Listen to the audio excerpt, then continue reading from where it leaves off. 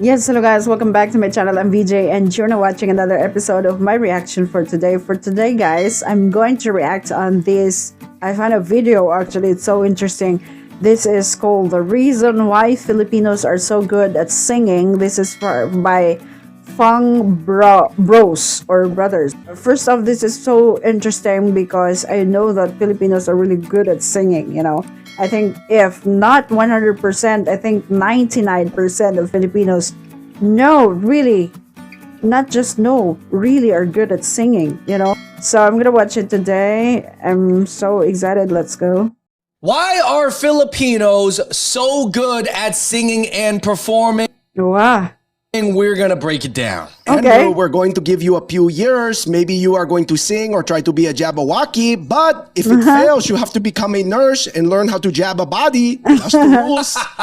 Hey, guys, we're about to play this. Okay, so they are actually brothers. Yeah, I think they're brothers, and their surname is Fong, Fong. So I don't know if they are Chinese or Koreans, but I think they're Chinese, if I'm not mistaken. Clip from the 26th season premiere of The Voice featuring Filipino singer Sofronio Vasquez. That's just the latest 2024 example, Andrew, of something that all the Asians and starting to be the rest of the world have known for many decades. Yeah, hey, Filipinos are good at singing, or at least they sing a lot, but actually we all know some very good Filipino singers. In fact, I swear almost every other month there's a Filipino singer that goes viral from the Philippines. Let's play some clips.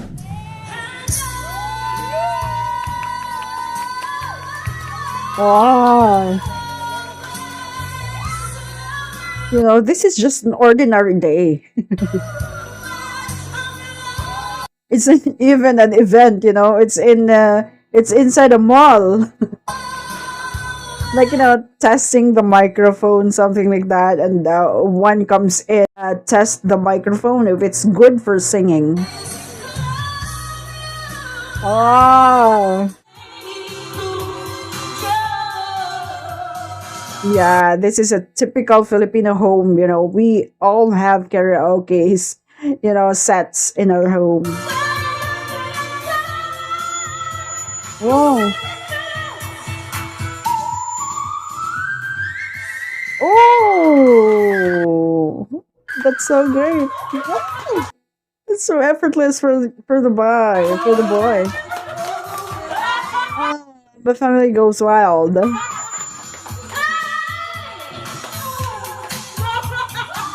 And he's so confident.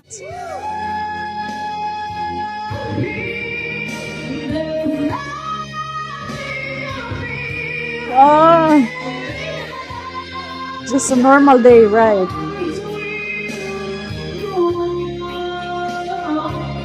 Like, you know, having a drinking spree, and there's a karaoke there, you know, it's just normal. We're Filipino. We're gonna hug the karaoke mic. We're Filipino. We're gonna start decorating for Christmas the day after Halloween.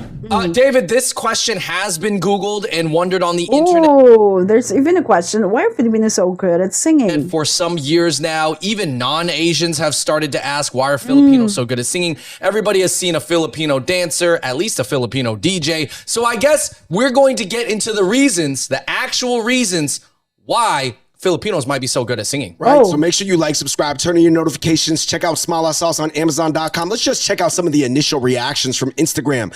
When it comes to being nurses and singers, Filipinos are gods. Filipino karaoke is like 1980s Mike Tyson. When a Filipino comes on stage for a singing competition, man, I am telling you, they are not joking. But then some Filipinos came through and said, I'm in the 1% of Filipino that can't sing. Oh my goodness, I can't dance or play basketball either. So 1% Filipino that can sing. It means to say that, yeah, I'm really correct when I said that 99% of Filipinos can actually sing. My Filipino card should be revoked. Oh, no. Here's some other things from the internet, Andrew. Filipinos are known for singing, nurses, dancing, basketball, DJing, breakdancing, good fashion sense, being charismatic, being friendly and warm, pork, eating pork, religious, being religious, hospitable, and warm. Yeah. And here's the interesting thing is, out of all those stereotypes, Andrew, would you say that Chinese are only known for two of those similar things, basketball and eating pork? So this makes sense. They are really Chinese brothers. Maybe. Only those two, Basketball, yeah, because they're tall, like Yao Ming, of course.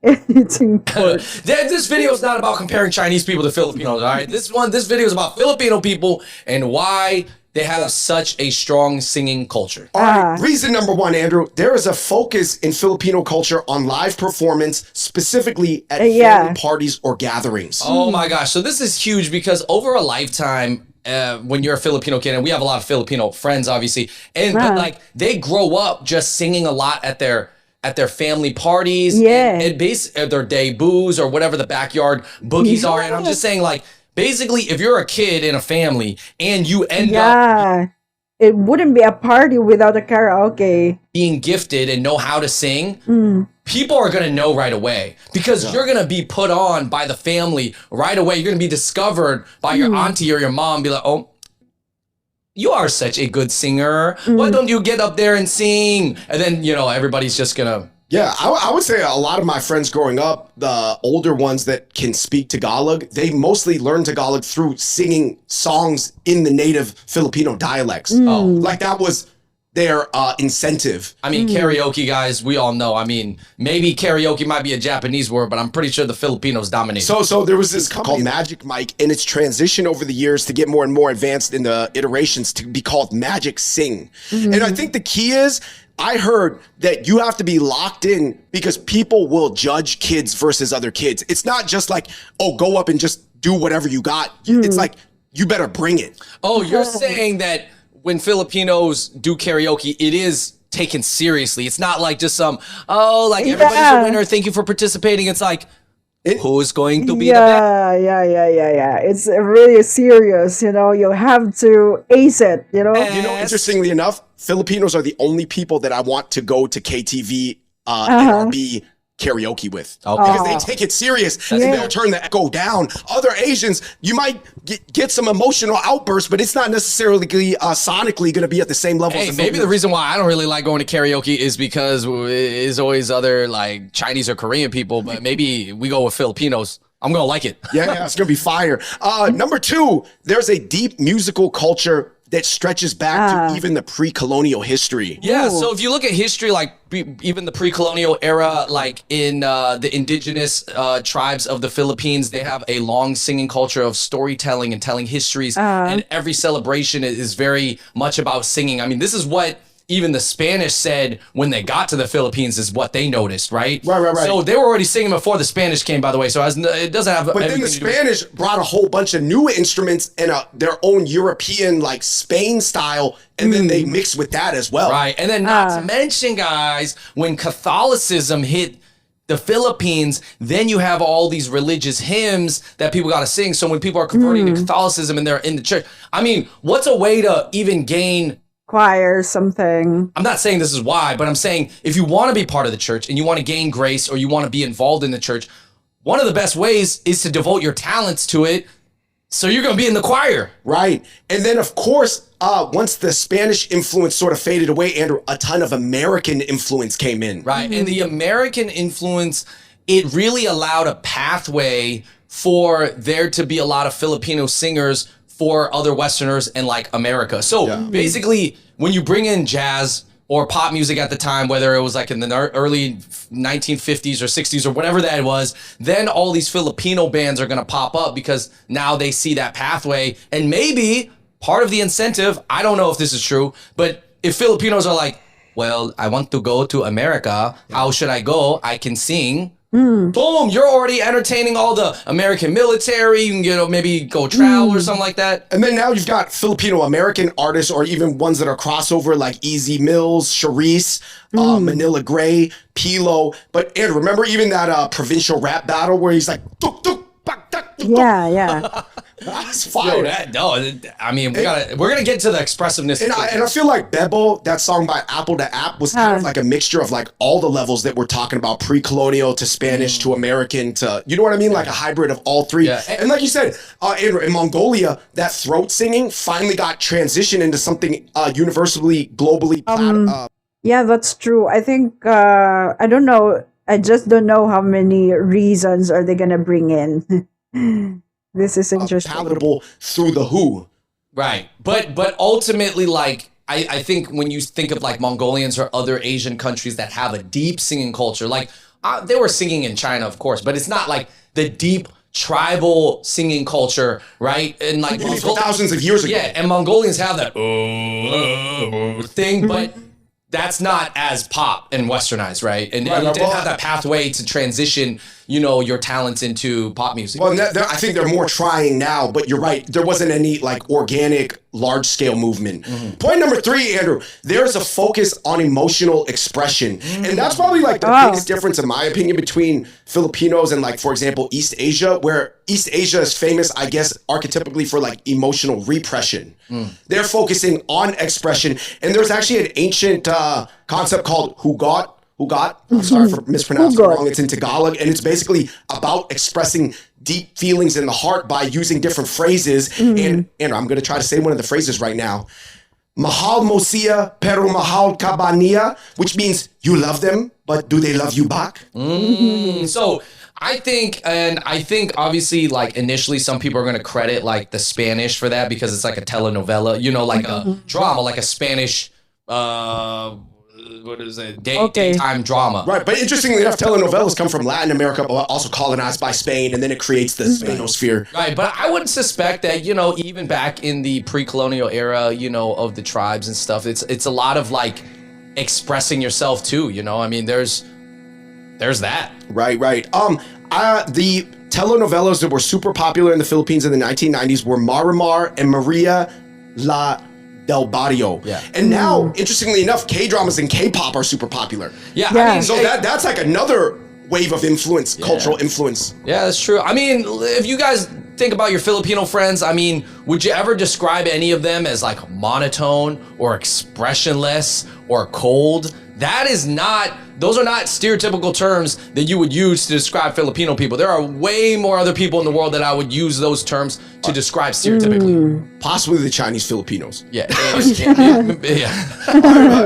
Point number 4, I'm kidding, guys. Number 4, natural talent due to genetics. They may have a larger vocal range and be less monotone, whether that is due to nature or nurture. So there is even some theories about warmer, more tropical climates affecting the vocal cords. Hey, well, I'll tell you this, all these viral videos of these dudes doing karaoke outside, like they're just like on the beach in the sandals, or maybe not on the beach, but they're just outside the shop with the sandals and they're just singing because if the air is warm, I guess it keeps your vocal cords warm, and over time, And maybe you're talking about Tito Creed.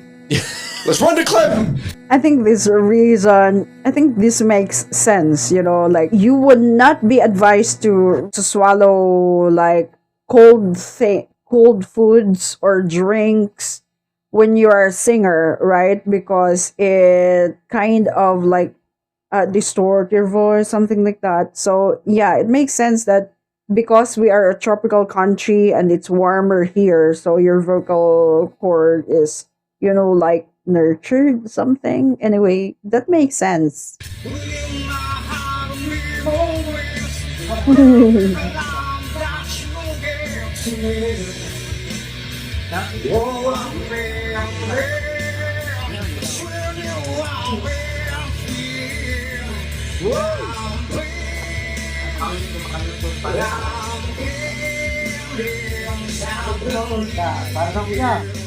Boom! Hey, listen, guys. I don't know. You know, here, I also want to play this video, Andrew, real quick. This is Kobe doing Filipino stick dancing when he was 19 years old, just about to enter the NBA in Manila. Oh.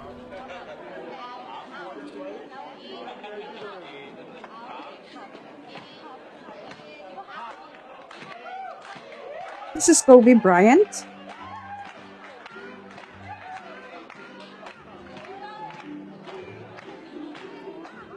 See, that is why we love Kobe.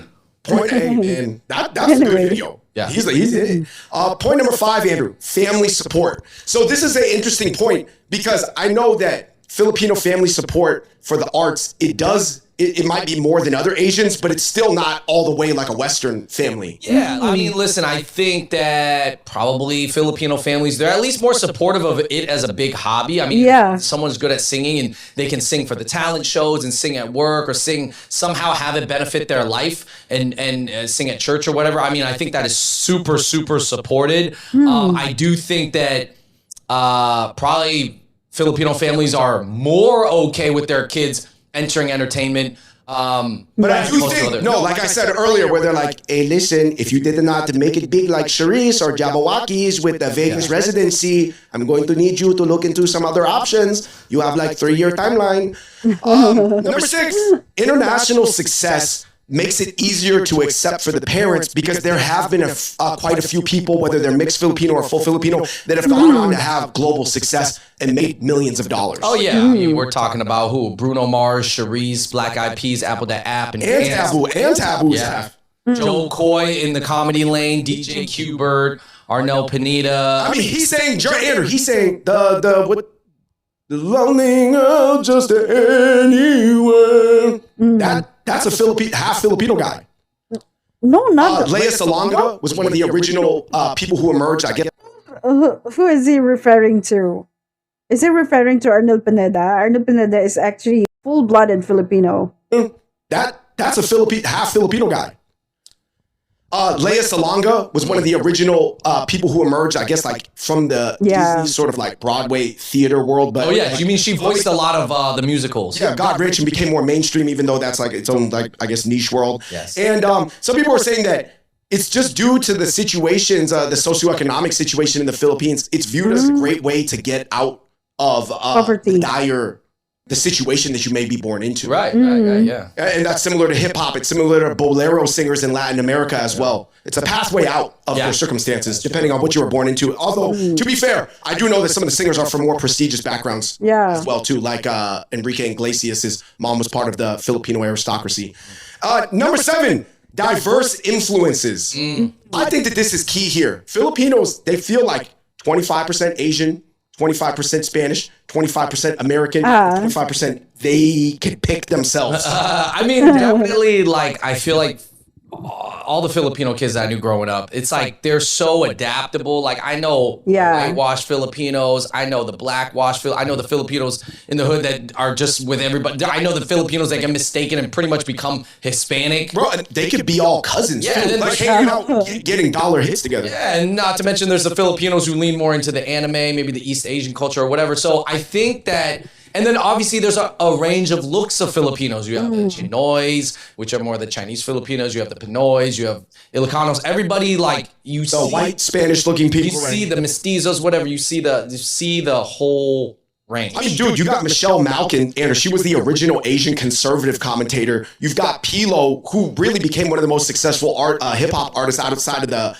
Bay, more modern hyphy movement, I guess, in the Bay Area in the past like decade. And then you've got Jacob Balaton, who was in Spider-Man. Yeah, and he's like kind of like he's like a mix of everything, man. So I guess, David, to wrap this up, and everybody let us know in the comments down below if we're missing any reasons. You let us know what are some other reasons that Filipinos might be so good at singing. We're not saying every single Filipino person can sing, and don't feel bad if you can't sing, but I think we can all agree that they have a higher percentage of singers than other Asians. Yeah, for sure. I mean, if you look at these culture maps, there's no like one standardized way of looking at culture, but culture is often made of this, Andrew: greater community, knowledge and stories, language, tradition and rituals, technique and skills, tools and objects, the arts, food and drink, values, religion, working schedule, child rearing methods, food, manners, jokes, clothes and dressing, patterns of behaving, patterns of conversation, patterns of thinking. These are all the things that ultimately comprise different pie slices of an entire pie of culture. So it goes to show you, man, I think it's a great question because, like we said, if you search on YouTube, you search on TikTok, any sort of social media platform, there is a Filipino with anywhere from like 10 to 100 million views on them. Yeah, that's true. Also connected with, family support, even if we're not family, but when we see that that's Filipino performing there, we kind of support them, so Yeah, there are many views, especially on the international stage. We feel proud of them. A song. Yeah, and they're not just any songs, guys. We're talking about vocalist songs. We're talking about Mariah Carey and Yeah. Whitney Houston. In fact, Yeah. So we have this called, it's not a challenging song, so we go for more challenging songs. Like, you're not a singer if you don't sing Mariah Carey or Whitney Houston, something like that, or She's Gone, something like that. would say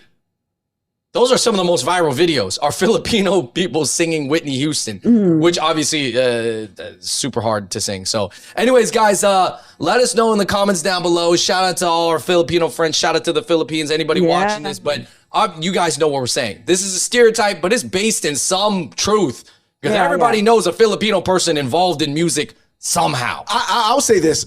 This is just more of a personal note. I always thought it was cool the way Filipinos invent basketball moves, like the Pinoy step. Like, I was like, man, if you got a name named after the way your culture plays basketball, that is cool. Oh, they got some very interesting basketball games out there.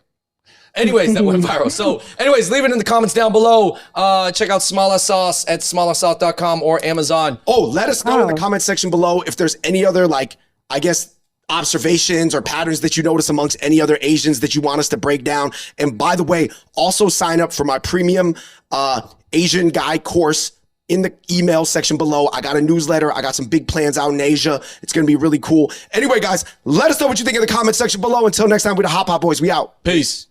That's great. I think those reasons are on point. I won't even know those reasons, even if I'm Filipino, but yeah, that's so great. Those are true and making sense, Yeah, I really think that 99% of Filipinos really can sing. So that's it, guys. Thank you so much for watching this episode. That's actually the reason why Filipinos are so good at singing. That's by FUNG Brothers. So I hope that you enjoyed this reaction video. I'm gonna watch other videos like this in my next episode. For now, guys, thank you. Bye-bye.